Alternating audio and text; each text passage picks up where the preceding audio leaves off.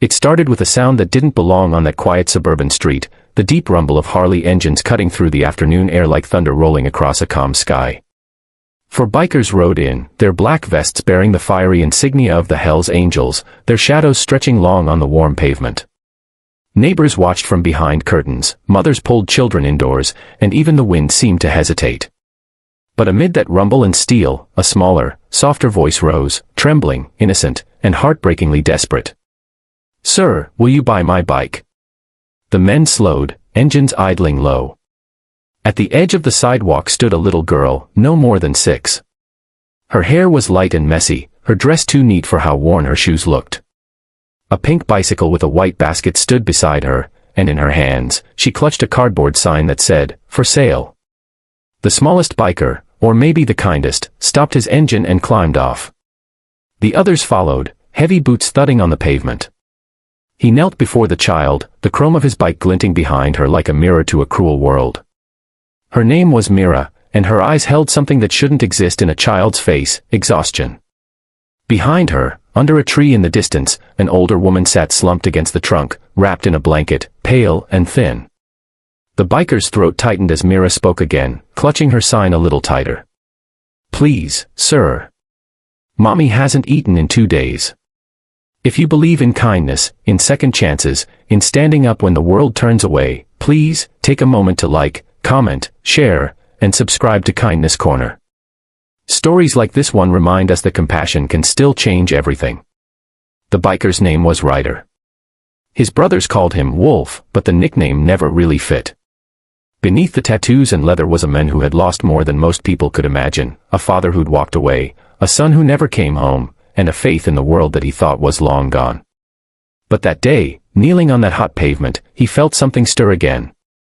He asked her softly what she meant, and between halting breaths and tiny tears, Mira told him everything.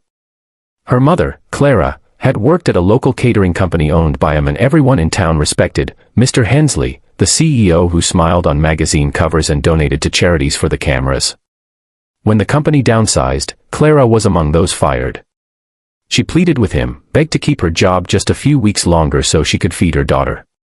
But Hensley didn't care. He said she was replaceable. Since then, Clara had been too weak to find new work.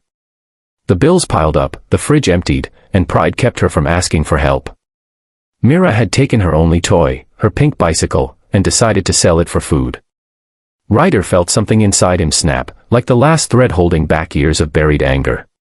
His brothers, Tank, Viper, and Mason, had seen that look before. Without a word, they nodded. It wasn't pity they felt. It was rage, the kind born from seeing innocence crushed by greed.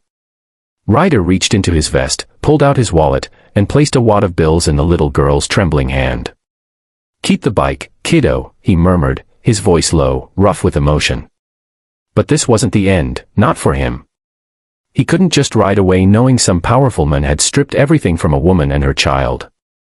He told Mira to stay with her mother, promised he'd come back soon, and then the engines roared to life again. The Hells Angels weren't saints, but they had their own kind of justice. They didn't use guns or violence that day. What they used was truth. They tracked Hensley's office, a tall glass building that gleamed in the sunlight, a monument to arrogance.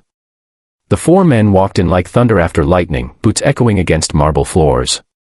The receptionist froze. Ryder's eyes found Hensley's through the glass wall of his office, the kind of man with a gold watch, a fake smile, and hands that had never worked an honest day in years. "What is this?" Hensley scoffed as they entered. But Ryder didn't shout. He placed the for sale sign on the CEO's pristine desk, the same cardboard Mira had held. "That," he said quietly, "is what your greed cost." For the first time, the polished businessman looked shaken. Ryder told him about the little girl, the mother starving under a tree, and the bicycle worth more in love than all his cars combined.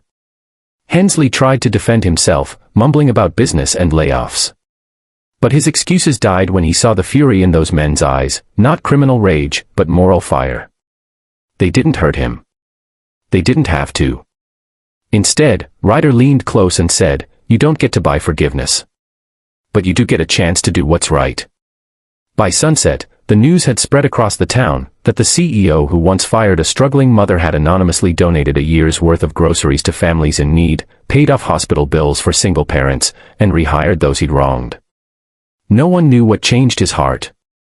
Only a few rough men and a little girl with a pink bike did. When Ryder and his brothers returned to that tree later that evening, Mira ran to them, her eyes wide with joy. Her mother, Clara, stood now, still weak, but smiling for the first time in weeks. The light caught her face, and Ryder noticed the way her hand trembled when she tried to thank him. He simply nodded, tipping his head as the engines cooled beside them. "You don't owe us anything," he said. "Just promise you'll never give up."